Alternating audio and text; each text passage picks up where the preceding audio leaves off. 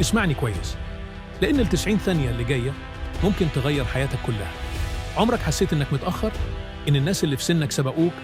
وإنك لسه بتحاول؟ الحقيقة أغلبهم شكل بس، مش حقيقة. اللي يظهر لك على السوشيال، عربية، شغل، سفر، مش دايما هو الواقع. الحقيقة اللي محدش بيقولها: النجاح مش للذكي ولا المحظوظ.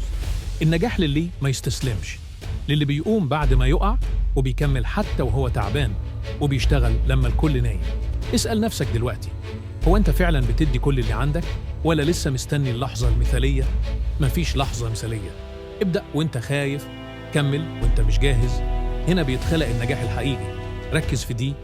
الفلوس بتروح للي يستحق، مش للي يتمنى.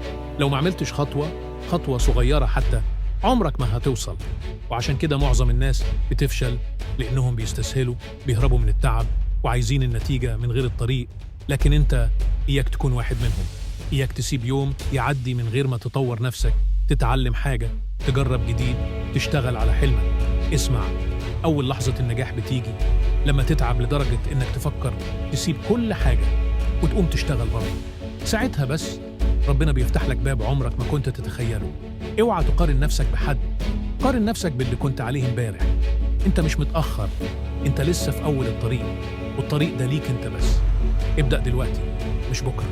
اشتغل وركز، واعرف ان اللي هيعدي على الفيديو ده ويفضل زي ما هو هيفضل طول عمره زي ما هو. لكن انت مختلف.